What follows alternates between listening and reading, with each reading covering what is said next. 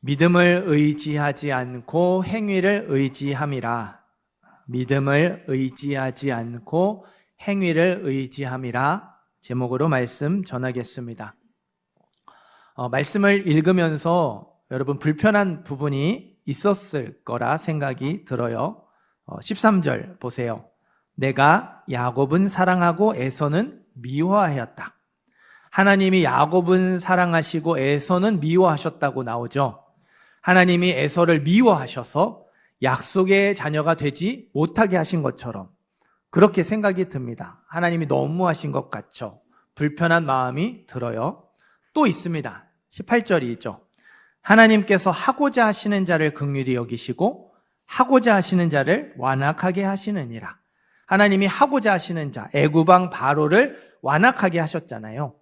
하나님이 바로를 일부러 악하게 만드신 것처럼 그렇게 생각이 들어요. 하나님이 너무한 것처럼 생각이 듭니다. 불편한 마음이 들죠. 하나씩 살펴보도록 하겠습니다. 먼저 야곱은 사랑하고 에서는 미워하였다. 이 부분을 살펴볼게요. 6절, 7절, 8절.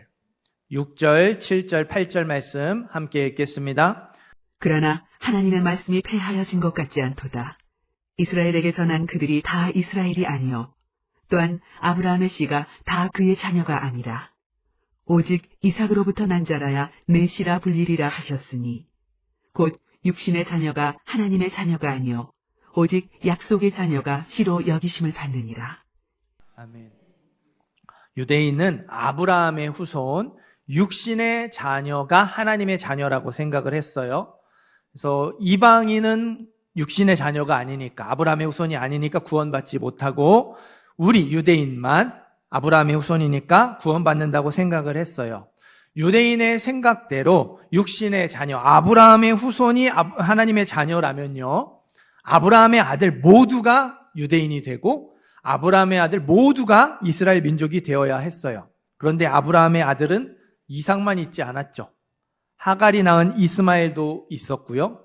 여러분 잘 모르시겠지만 구두라라는 여인이 낳은 시므란, 욕산, 무단, 미디안, 이스박, 수아 6 아들도 있었어요. 그러니까 아브라함의 아들 8명 중에 이삭만 약속의 자녀가 되었죠. 다른 자녀들은 육신의 자녀가 되었어요. 약속의 자녀가 되지 못했습니다. 9절을 보시면 약속의 말씀은 이것이니 명년 이때에 내가 이르리니 사라에게 아들이 있으리라 하심이라. 하나님이 아브라함에게 약속하신 아들, 약속의 자녀는 사라가 낳을 아들 이삭 한 명밖에 없었거든요. 성경은 아브라함의 아들의 예를 들면서 육신의 자녀가, 아브라함의 모든 후손이 하나님의 자녀가 아니라 하나님이 약속하신 말씀에 따라 낳은 아들, 그 말씀에 따라 낳은 아들, 약속의 자녀가 하나님의 자녀라고 말을 하죠. 아브라함의 아들들은 어머니가 달랐죠. 하갈이 낳고 그두라가 낳고 사라가 낳고, 그래서 사라가 낳은 아들 이삭 말고 나머지 하갈과 그두라가 낳은 아들들은 육신의 자녀가 되고 이삭만, 사라가 낳은 이삭만 약속의 자녀가 됐죠. 그래서 성경이 한 번 더 예를 들어요. 이번에는 이삭의 아들들 예를 듭니다. 하나님의 약속에 따라서 리브가가 아들을 낳습니다. 쌍둥이를 낳죠. 에서와 야곱 쌍둥이를 낳아요. 에서와 야곱이 다른 어머니에게서 나온 배다른 형제가 아니죠. 같은 어머니에게서 나온 친형제예요. 그런데 누구만 약속의 자녀가 됐어요? 야곱만 약속의 자녀가 됐어요. 같은 어머니에게서 나온 친형제인데 쌍둥이인데 에서는 약속의 자녀가 되지 못했죠. 유대인의 생각대로 육신의 자녀가 모두 하나님의 자녀가 되는 게 아니었어요. 하나님이 선택하시고 하나님이 부르신 자녀만 그 약속의 자녀가 되고 하나님의 자녀가 되는 거였죠. 11절, 12절, 13절도 읽어보겠습니다. 11절, 12절, 13절 읽습니다. 그 자식들이 아직 나지도 아니하고 무슨 선이나 악을 행하지 아니한 때 택하심을 따라 되는 하나님의 뜻이 행위로 말미암지 않고 오직 부르시는 이로 말미암아 서게 하려 하사 리브가에게 이르시되 큰 자가 어린 자를 섬기리라 하셨나니 기록된 바 내가 야곱은 사랑하고 에서는 미워하였다 하신과 같으니라. 아멘. 여러분, 어려운 내용들을 하니까 조금 힘드실 수 있는데 잘 들어주세요. 에서와 야곱 둘 다 약속의 자녀가 될 수 있었어요. 하나님이 에서와 야곱이 태어나기도 전에 그 뱃속에 있을 때 야곱을 선택하셨죠. 그 선택이 약속의 자녀가 되는 선택이 아니었어요. 창세기도 읽어보시고 로마서도 읽어보세요. 하나님이 야곱을 선택하실 때 큰 자는 약속의 자녀가 되지 못하고 어린 자만 약속의 자녀가 될 수 있다 말씀하지 않으셨죠. 큰 자가 어린 자를 섬기리라. 큰 자가 어린 자를 섬긴다고 말씀하셨어요. 그러니까 에서도 약속의 자녀가 될 수 있었어요. 하나님의 뜻에 따라 선택받은 동생 야곱을 섬기며 살면 약속의 자녀가 될 수 있었다는 말이죠. 그런데 에서는 아버지 이삭을 떠났고요. 섬겨야 할 야곱을 떠났습니다. 약속의 자녀가 될 수 있는 길에서 벗어났죠. 이제 그 문제의 13절이죠. 야곱은 사랑하고 에서는 미워하였다. 이게 기록된 바, 구약 성경을 인용한 거예요. 말라기 1장 1절과 2절을 인용한 말씀인데요. 말라기 1장 1절 2절이 어떤 말씀이냐면 에서의 후손, 에돔 족속이 이스라엘을 약탈하고 괴롭혔어요. 하나님이 이 에돔 족속의 악함을 심판하시는 가운데 이 말씀을 하신 거예요. 내가 야곱을 사랑하였고 에서는 미워하였다. 내가 어려움을 당하는 이스라엘, 야곱을 사랑하고 악을 행한 에서를 미워하였다. 심판의 말씀으로 하신 거예요. 그러니까 13절은요. 하나님이 야곱을 사랑하셔서 야곱만 약속의 자녀로 삼으시고 에서를 미워하셔서 에서를 약속의 자녀가 되지 못했다. 야곱을 버리셨다. 이런 뜻이 아니에요. 하나님의 뜻을 따라간 야곱에게는 은혜를 베풀어 주셨고 사랑의 은혜를 베풀어 주셨고 하나님의 뜻을 떠나서 악을 저지른 에서의 후손을 심판하셨다. 미워하셨다는 뜻이에요. 완벽하지는 않더라도 어느 정도 이 불편한 마음이 조금 풀리셨나요? 하나님이 바로를 완악하게 하셨다도 살펴볼게요. 17절, 18절. 17절과 18절이 있습니다. 성경이 바로에게 이르시되 내가 이 일을 위하여 너를 세웠으니 곧 너로 말미암아 내 능력을 보이고 내 이름이 온 땅에 전파되게 하려 함이라 하셨으니 그런즉 하나님께서 하고자 하시는 자를 긍휼히 여기시고 하고자 하시는 자를 완악하게 하시느니라. 하나님이 바로를 완악하게 하셨어요. 완악하다는 마음이 딱딱하게 굳어진다는 거예요. 하나님이 바로의 마음이 딱딱하게 굳어지게 하셔서 바로가 아무 말도 듣지 않고 고집을 부리게 하셨죠. 애굽왕 바로가 애굽의 10가지 재앙 때문에 괴로워했어요. 재앙을 내리신 하나님을 두려워했습니다. 그런데도 마음이 딱딱해지고 굳어져서 아무 말도 듣지 않고 고집 부렸죠. 이스라엘을 풀어주지 않았어요. 자, 여기서 질문입니다. 바로는 착한 사람이었을까요? 악한 사람이었을까요?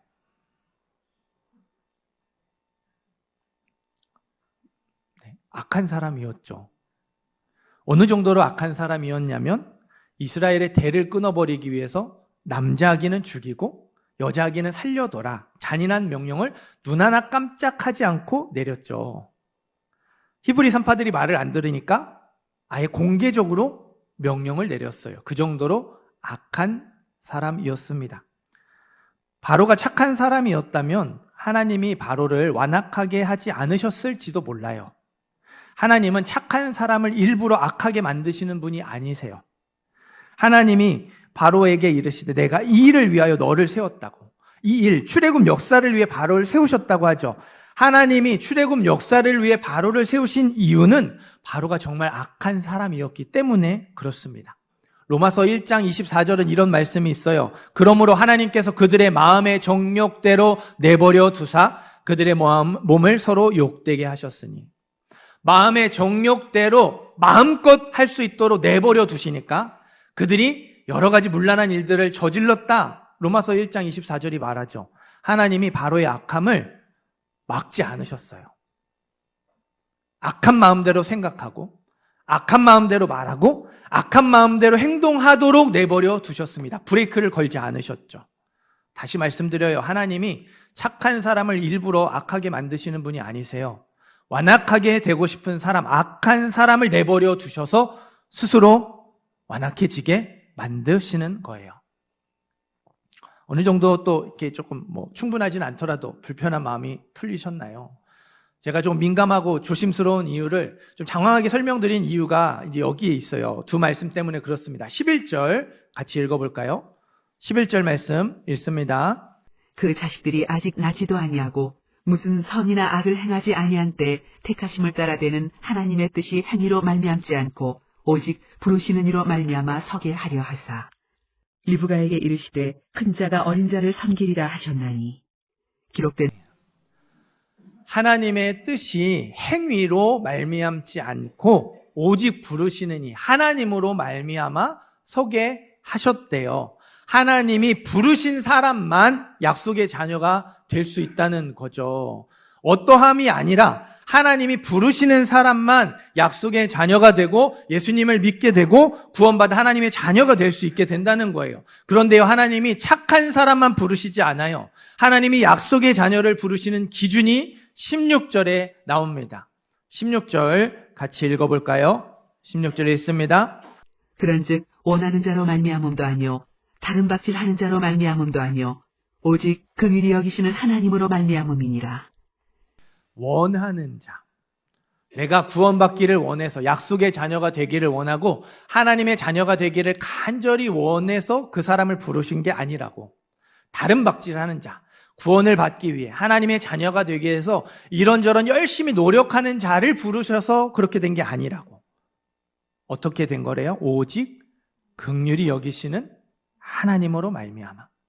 하나님이 약속의 자녀를 부르시는 기준이 딱 하나 있는데요. 그게 긍휼이래요. 하나님이 긍휼히 여기시는 사람을 약속의 자녀로, 구원받는 하나님의 자녀로 부르신다고 말씀합니다. 그러면 긍휼이 무슨 뜻일까? 긍휼히 여기다는 불쌍히 여기다는 뜻이에요. 그래서 우리가 긍휼히 여기다, 긍휼을 생각할 때 동정하는 거, 동정하는 마음을 떠올립니다. 나보다 못한 처지에 있는 사람들을 불쌍하게 여기고 측연하게 여기는 마음. 그래서 이렇게 도와주는 거죠. 후원도 하고 봉사도 하고 여러 가지로 이렇게 챙겨주고 돌봐주는, 나보다 못하니까, 어려우니까, 불쌍하니까 그거를 긍휼로 생각합니다. 틀린 거는 아니에요. 하지만 긍휼의 정확한 의미, 진정한 의미는요, 영어 단어가 잘 표현해 주는 것 같아요. 긍휼의 영어 단어가요, 컴패션입니다. NGO 단체도 있죠. 컴패션. 컴이 함께라는 뜻이고요. 패션은 고통, 아픔이라는 뜻이에요. 컴패션. 함께 아파하다. 그래서 긍휼이 함께 아파하는 마음이래요. 나보다 못한 처지에 있는 사람을 불쌍하게 여기는, 그래서 도와주고 싶은 마음이 긍휼이 아니고 같은 처지에서 함께 아파하는 마음이 성경이 말하는 긍휼입니다. 우리도 우리 주위에 있는 사람들을 긍휼히 여길 때가 있어요. 나랑 비슷한 일을 겪어서 함께 아파하든지, 내가 좋아하는 사람이기 때문에 그 사람의 고통을 함께 아파하든지, 아니면 저같이 목회자라서 교사든 섬김이든 나에게 맡겨진 역할, 영적인 책임 때문에 함께 아파하든지, 우리의 긍휼에는요, 조건이 있습니다. 비슷한 일을 겪든, 내가 좋아하는 사람이든, 아니면 나의 책임과 역할 때문이든 조건이 달려 있어요. 조건에 따라서 긍휼히 여기죠. 모든 사람을 긍휼히 여기지 않아요. 어떤 사람은 충분히 함께 아파할 수 있는데요, 어떤 사람은요, 조금도 함께 아파하고 싶지 않죠. 같은 사람조차 어떨 때는 긍휼히 여기고 어떨 때는 긍휼히 여기지 않습니다. 우리의 긍휼에는 조건이 붙어요. 그런데 하나님의 긍휼에는요, 조건이 없습니다. 모든 사람을 긍휼히 여기시고요, 항상 긍휼히 여기십니다. 우리가 어떤 아픔을 겪었을지라도 그 아픔을 정확하게 아시고 함께 아파하세요. 우리의 긍휼에는 조건이 있는데요, 하나님의 긍휼에는 조건이 없어요. 우리는 모든 사람을 긍휼히 여기지 않는데 하나님은 모든 사람을 긍휼히 여깁니다. 우리는 때에 따라 긍휼히 여기는데 하나님은 항상 긍휼히 여기십니다. 그 긍휼을 우리가 받아서 약속의 자녀가 되고 예수님을 믿고 하나님의 자녀가 되었죠. 인도네시아 자카르타 국제대학교에 아프가니스탄에서 온 난민 학생들이 있었어요. 아프간이 탈레반 정권에 넘어가면서 그곳을 탈출했던 학생 중에 일부를 유학생으로 받아준 거예요. 한 남학생의 이야기입니다. 레슬링 국가대표가 되어서 올림픽에 출전하려는 꿈을 품은 열심히 훈련하는 유망주였어요. 어느 날 미국 대사관에서 근무하던 형이 탈레반의 표적이 되어서 암살당합니다. 이 아버지가 남은 자녀라도 살려야 한다는 생각에 이 학생을 인도네시아로 미륙국시켰어요. 얼마 후에 아버지가 돌아가셨다는 소식을 들었어요. 낯선 땅에서 고아가 되었죠. 삶의 터전을 잃어버리고 가족을 잃었습니다. 정처 없이 떠돌다가 아프간 난민을 대상으로 사역하는 한인 선교사님을 만났어요.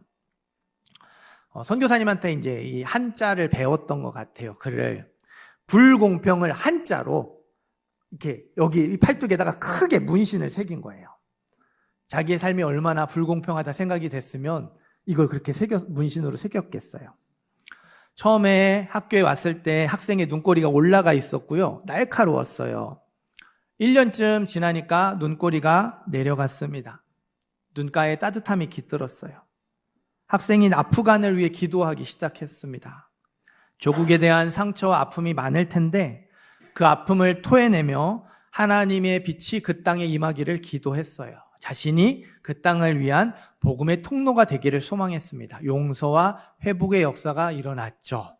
그러던 중에 학생이 신청했던 캐나다 이민 그게 받아들여졌어요. 캐나다 이민으로 가게 됐죠. 인도네시아 생활을 정리하고 이제 출국하기 위해 이제 마무리하는 시점이었습니다. 선교사님한테 인사를 드리러, 마지막으로 인사를 드리러 왔어요. 선교사님이 학생에게 말합니다. 너 팔뚝에 새겨놓은 불공평이라는 단어 아직도 그렇다고 생각하니? 학생이 웃으며 말합니다. 선생님, 저는 한때 고아가 되었다는 사실에 분노했어요. 세상이 정말 불공평하다고 생각했습니다. 그런데 제가 이 땅에서 새롭게 배운 건 이곳에 하나님께서 많은 부모님을 예비해 주셨다는 거예요. 제가 만난 선교사님들이 그랬고요. 선생님도 그 중에 한 분이십니다. 고맙구나. 그런데 너의 인생에서 일어난 가장 불공평한 일을 내가 이야기해 줄까? 내가 많은 죄를 지었음에도 벌을 받지 않게 되었고 죄 없으신 예수님이 대신 벌을 받으신 일이야. 벌 받을 이유가 없는 분이 너 대신에 죄의 삭을 치르셨어. 이보다 더 불공평한 일이 있을까? 아프간에 있는 수많은 사람이 하나님을 모르는데 너에게는 하나님을 믿고 구원받을 수 있는 기회가 주어졌어. 너 하나 공부시키기 위해 하나님께서 이 캠퍼스에 얼마나 많은 재정을 쏟아 부으셨는지 아니? 얼마나 많은 선교사가 자기 인생의 행로를 바꾸며 여기 와서 섬겼는지 아니?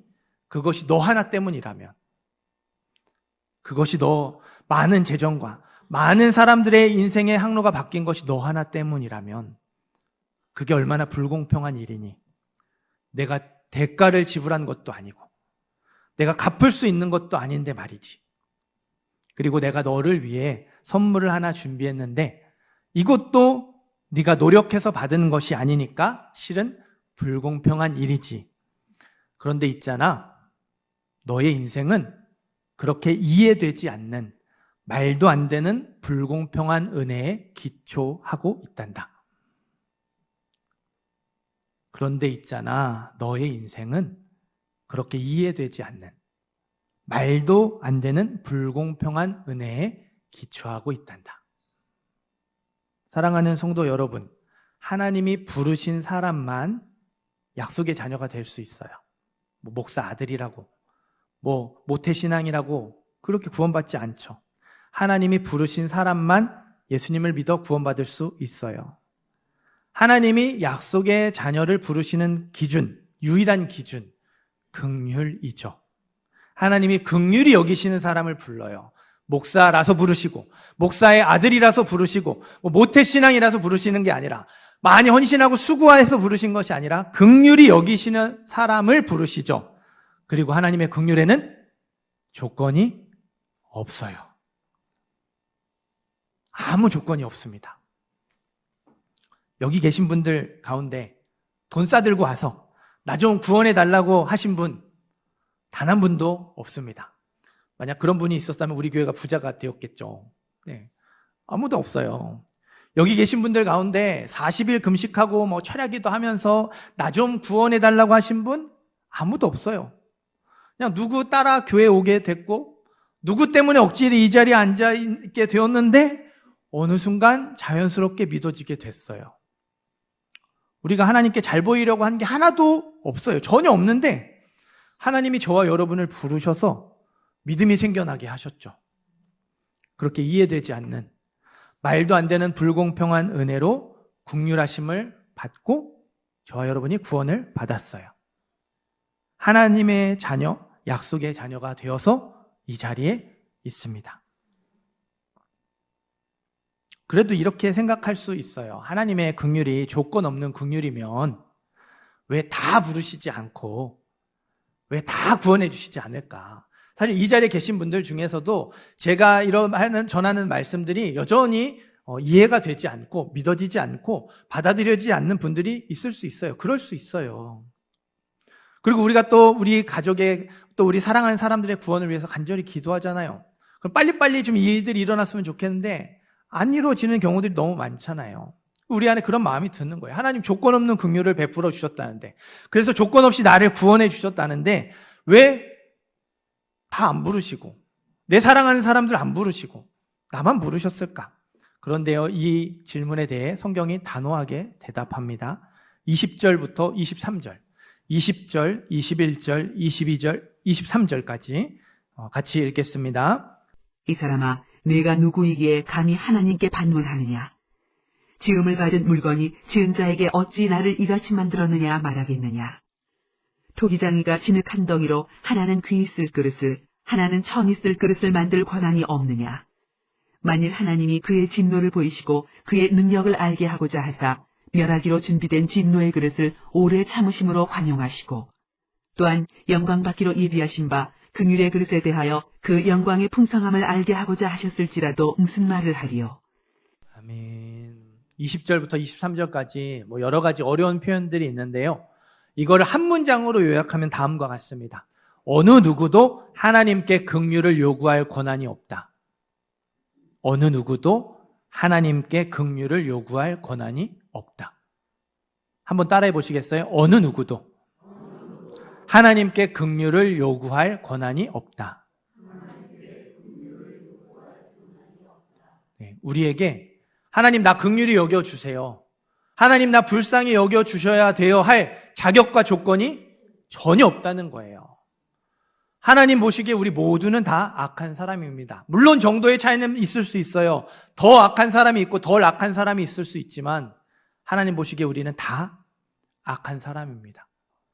그래서 하나님께 긍휼을 베풀어 달라고 요구할 자격, 권한이 없어요. 성경은 하나님이 토기장이, 우리는 진흙 한 덩이에 불과하다고 말해요.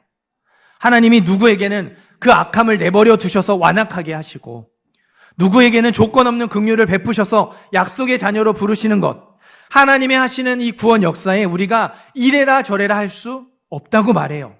우리의 기준을 하나님께 요구하는 것 자체가 반역이고 그게 우리가 악한 증거, 죄인이라는 증거라고 말합니다. 한 목사님 아들이요, 사춘기 때 엄청 공부를 안 했어요. 말 진짜 안 들었어요. 이 목사님과 사모님이 막 이렇게도 해보고 저렇게도 했는데 말 안 들어요. 진짜 안 들어요. 그러면서 이렇게 자기 하고 싶은 대로 하고 내버려 두래요. 네, 그래서 어쩔 수 없이 이 목사님 사모님이 이 놈을 이렇게 내버려 뒀어요. 안 되잖아요. 뭐 때려도 안 되고 얼러도 안 되고 다 안 되니까, 그래 그럼 너 하고 싶은 대로 해봐라. 뭐 이렇게 또 아직은 중학생이니까 잘 해봐라. 이렇게 하나님께 맡기며 뒀어요. 사춘기가 그럭저럭 지나가고 이제 고등학생이 되면 철이 들었죠. 공부 안 하고 그렇게 방황하며 놀았던 게 이제 후회가 된 거죠. 발등에 불이 떨어져서 이제 마음이 쫄리는 거예요. 그럼 열심히 공부하면 되는데, 그때부터라도 좀 마음 다잡고 열심히 하면 되는데, 또 부모님 탓을 하는 거죠. 왜 그때 안 말렸냐고. 왜 그때 안 말렸냐고 원망의 화살을 부모님께 돌리는 거예요. 근데 부모님 너무 어이가 없잖아요. 다 해봤는데 네가 안 들었잖아. 그냥 내버려 두라고, 자기 하고 싶은 대로 하게 두라고 했잖아. 근데 왜 이제 와서 원망하냐고 했어요. 그랬더니 이놈이 하는 말, 그래도 말렸어야죠. 그게 부모의 역할 아니에요? 그럼 더 따지면 화를 내는 거예요. 여러분, 이런 억지가 어디 있어요?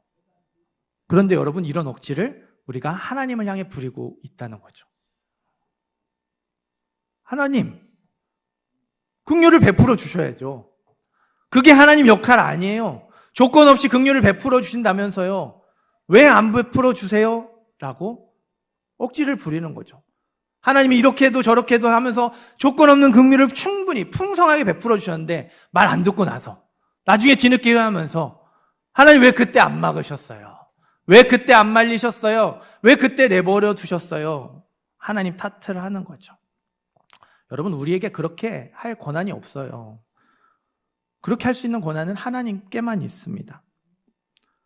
하나님은 모든 사람에게 조건 없는 긍휼을 베푸세요. 진노의 그릇은 오래 참으심으로 긍휼을 베풀어 주세요. 긍휼의 그릇은 믿게 하심으로 긍휼을 베풀어 주십니다. 모든 사람에게 조건 없는 긍휼을 베풀어 주시죠. 그럼 내가 사랑하는 사람은 어떻게 되나? 그거는 이제 우리 다음 주 10장에서 조금 정확하게 다룰 텐데, 하나님이 내 사랑하는 사람, 간절히 기도하는 사람 내버려 두시는 것 같아요. 그래서 진노의 그릇인 것 같아요. 몰라요.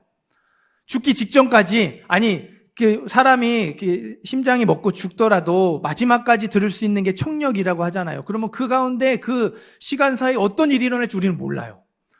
그러니까 우리는 모르는 거예요. 그 사람이 하나님 진노의 그릇인지 긍휼의 그릇인지 모르는 거예요. 하나님의 긍휼하심에 맡길 뿐이죠. 그리고 우리의 최선을 다할 뿐이죠. 이 이야기는 다음 주에 하고요. 중요한 건 하나님이 진노의 그릇에게도 긍휼을 베풀어 주시고 긍휼의 그릇에게도 긍휼을 베풀어 주신다는 거예요. 다 조건 없이 긍휼을 베풀어 주신다는 거죠. 병이 낫는 것만 기적이라고 생각하지 마세요. 저와 여러분이 예수님을 믿어서 구원받은 게 기적입니다. 어느 순간 하나님의 살아계심이 믿어지고 어느 순간 예수님의 십자가가 믿어지게 되는 게 진짜 기적이에요. 그게 나에게 감격이 되고 감사함이 되는 게, 그래서 그게 그 어떤 것보다 나에게 소중하게 되어지는 게, 그게 진짜 기적 중에 기적입니다. 제가 어쨌든 여러분들이 충분히 이해할 수 있도록, 그리고 여러분의 그 궁금증과 그런 이해할 수 없는 부분들을 최대한 풀고 설득할 수 있도록 말씀을 준비해요. 그리고 훈련을 합니다. 여러 가지 과정들로 복음을 전하죠. 그런데도 그 메시지들을 믿지 않고 받아들이지 않는 경우들이 있어요. 그때 제가 얼마나 무력한지 아세요? 이게 잘 준비한다고, 정말 논리적으로 잘 준비하고, 아니면 정말 감동적인 이야기로 잘 준비한다고 그게 그냥 믿어지는 게 아니거든요. 믿음 자체가 우리의 힘으로 할 수 없는 거예요. 우리 어떠함으로 되지 않습니다. 하나님의 긍휼하심에 따라 되는 거예요. 나를 부르시고 나를 구원하신 긍휼이 얼마나 큰 건지 깨달아야 돼요. 내가 그런 긍휼을 받을 자격, 내가 그런 긍휼을 받을 조건이 하나도 없음을 깊이 깨달아야 합니다. 그냥 주신 거예요. 거저 값없이 주신 겁니다. 왜 나를 구원하셨어요? 왜 이런 은혜를 나에게 베푸셨어요? 이유가 없어요.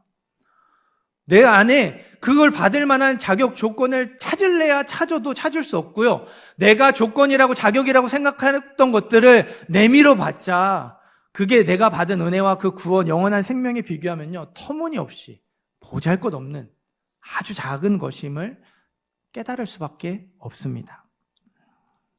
30절부터 32절 우리 같이 읽어볼까요?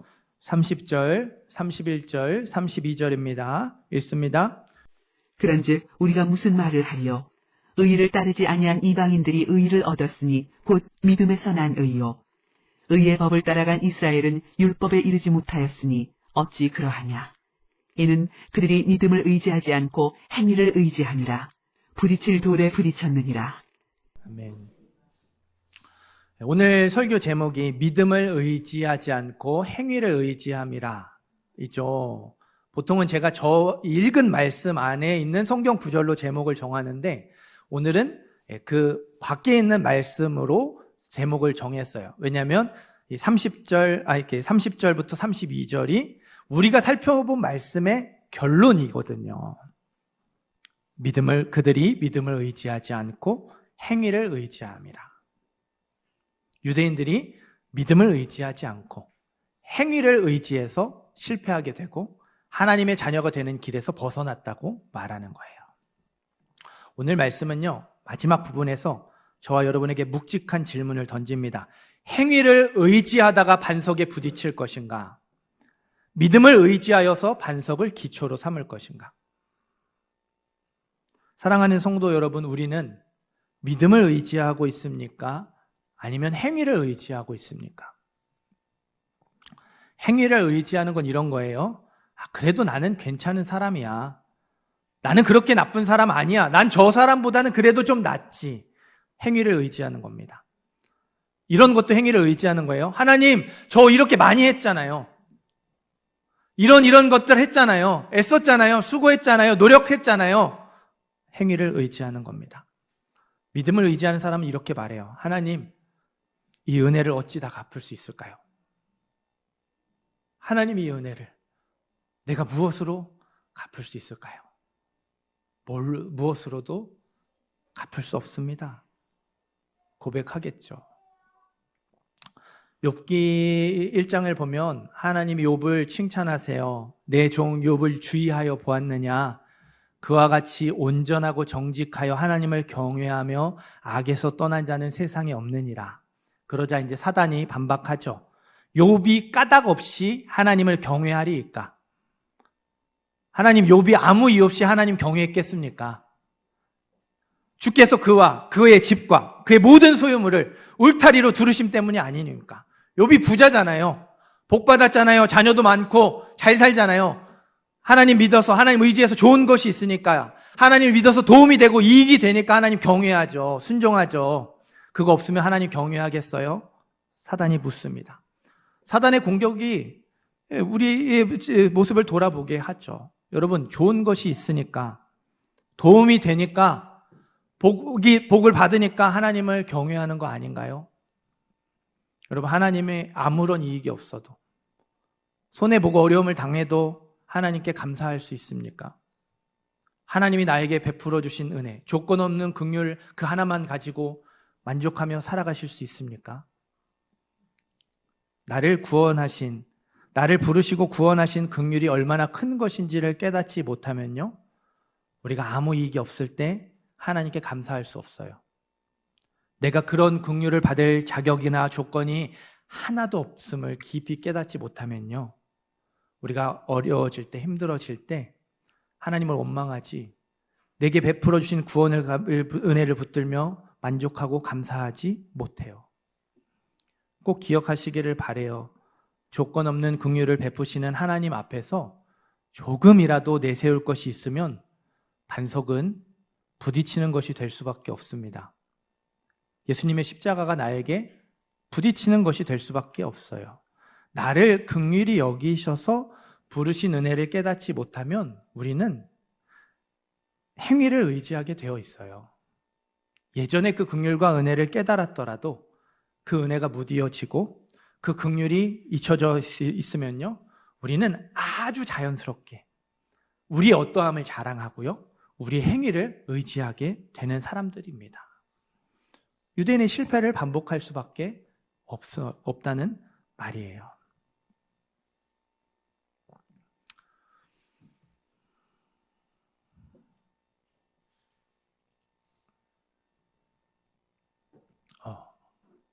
일부 때는 이 얘기를 못했는데, 용기가 없어서 못했는데 2부 때는 조금 이렇게 나누려고 합니다. 2년 전에 같은 말을 두 사람에게 들었어요. 한 분은 전화를 하셔서 똑같은 말씀을 하시고, 한 분은 만나서 이렇게 이제 똑같은 말씀을 하셨어요.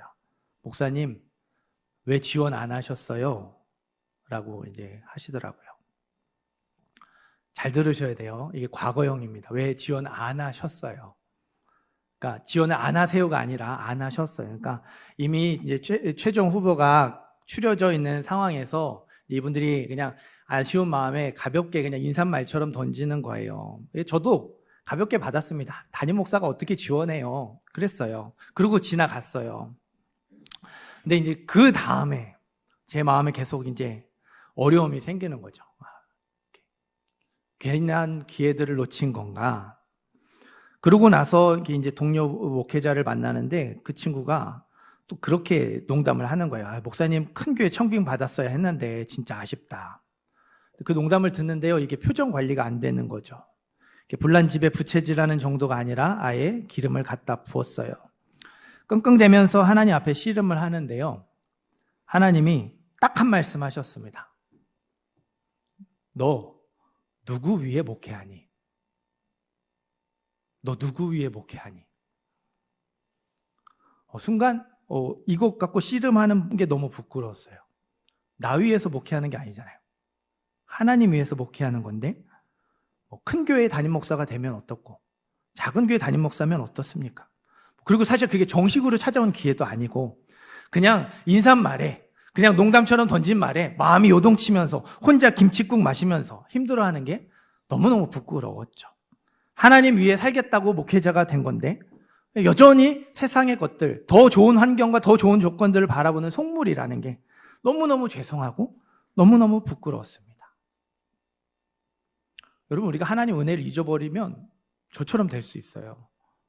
내가 포기한 것, 내가 하나님 위해서 애쓰고 수고한 것, 내가 열심히 노력하는 것, 그런 것들이 남을 수밖에 없어요. 제가 여러분 좋은 설교자일 수는 있지만 좋은 목회자는 아닙니다. 제가 저를 알아요. 저의 성품과 저의 기질과 저의 성향과 저의 한계 연약함을 압니다. 그래서 제가 좋은 설교자일 수는 있지만 좋은 목회자는 되지 못해요. 그래서 여러분들에게 항상 죄송합니다. 그러니까 제가 자격 없는 사람이 이 자리에 있고 하나님 은혜로 이 목회를 하고 있다는 걸 알면서도 그 은혜를 잊어버리게 되니까 저의 어떠함만 남는 거죠. 내가 포기하고 내가 희생하고 내가 애쓰고 내가 노력한 것, 그걸 하나님 앞에 내세우게 되는 거죠. 조건 없는 긍휼을 받았는데, 자격 없는 자에게 베풀어 주시는 그 놀라운 은혜를 받았는데 그거는 온데간데 없고 나의 어떠함과 나의 행위만 남게 되는 거죠. 사랑하는 성도 여러분, 은혜가 무디어지면 안 돼요. 하나님이 조건 없는 긍휼을 나에게 베풀어 주셨다는 것을 절대로 잊어버리시면 안 됩니다. 은혜를 잊어버리는 순간 우리가 교만해지고 행위를 의지하게 되고 나의 의의를 자랑하게 되어 있어요. 여러분이 하나님의 은혜 안에서 항상 겸손했으면 좋겠습니다.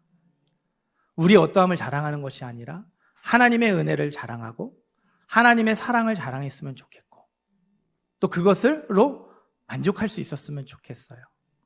하나님이 나에게 어떤 은혜를 베풀어 주셨는지, 얼마나 큰 긍휼을 베풀어 주셨는지를 기억하며 또 겸손한 마음으로 믿음의 삶을 감당해내는 모든 성도님들 되시기를 주님의 이름으로 축원합니다.